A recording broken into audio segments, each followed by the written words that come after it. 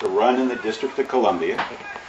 Ran in January of 1962. Congress had decided trolleys were old-fashioned and that they had to go.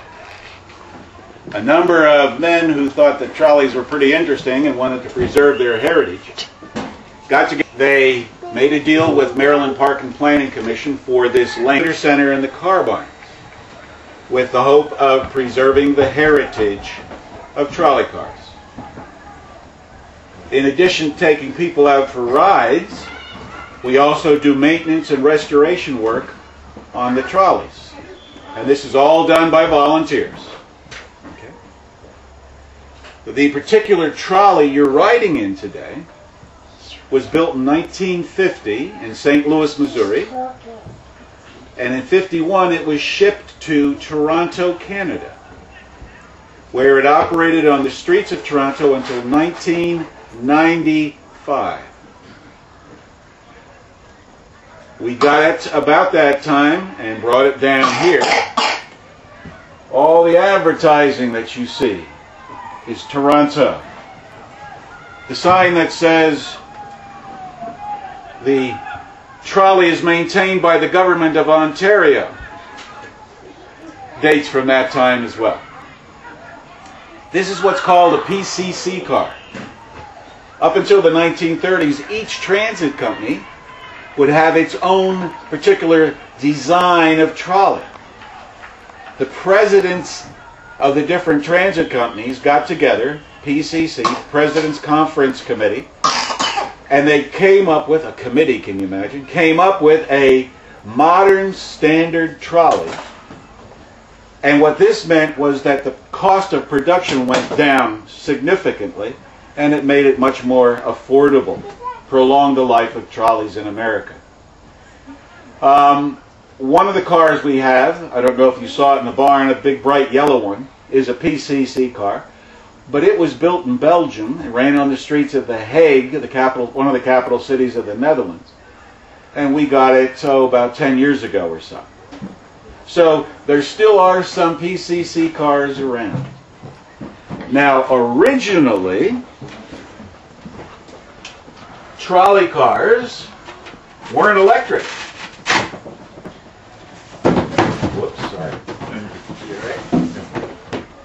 Trolley cars, can you see the horse? Horse. Horse. Trolley cars were pulled by horses.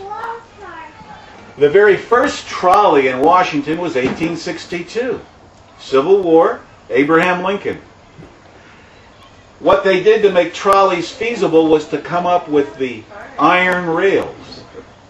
Up until that time there had been wagons pulled by horses, but the trouble is the roads weren't paved. And in the mud, it was difficult for the trolleys to get through. So once they came up with iron rails, then it became possible. But again, they're horse-drawn. The very first electric trolley car happens, of course, before airplanes, before trucks, before automobiles. First trolley cars in America that were electric date from 1888, and the first city that had electric trolley cars was Pennsylvania. Richmond, Virginia. Oh, Now, figure 1880s.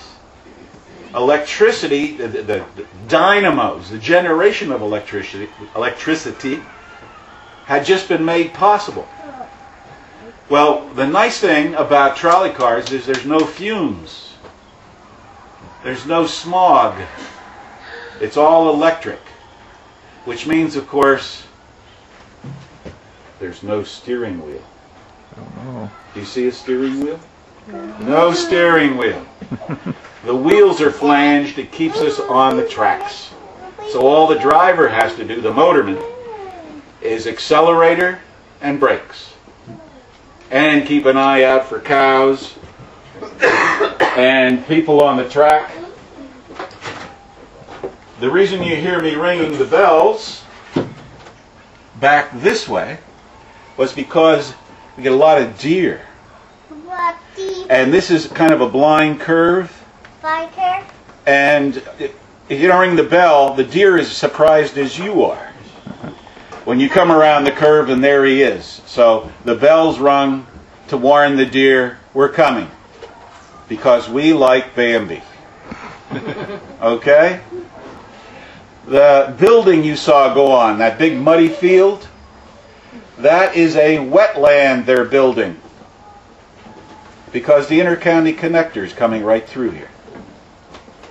The car barn and the visitor center are in the westbound lanes.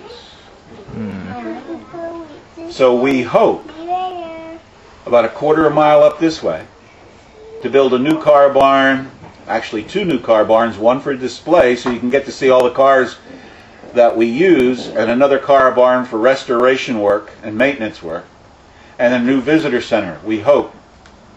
If you noticed at the loop at that end, when we went around, you saw some excavation and you saw some stone that was laid down. That stone is going to be the new track bed. Just past us, right up here, we're going to have to put a loop in. This is going to be as far as we can go this way. All that track is going to have to disappear.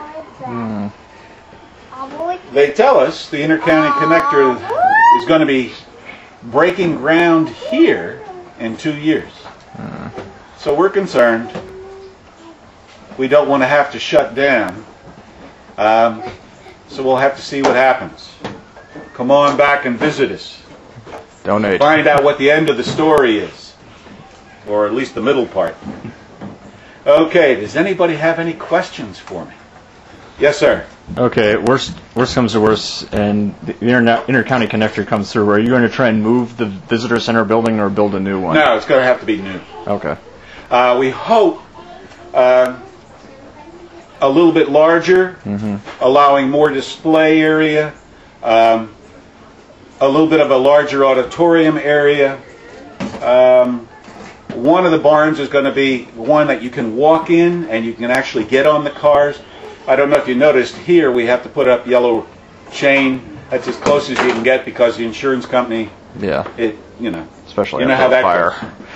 So hopefully it's going to result in newer and better facilities. So,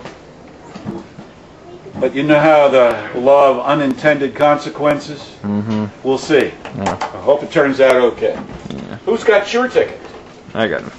I got it. Okay, tell you what, grab it and give it to me. I got Ticket, it. please, remember? Give the conductor your Ticket, ticket. please. There you go. Watch. There you go. Thank you. See you welcome. Thank you. What, do you want to hold your ticket? That's not a ticket. How's that truck?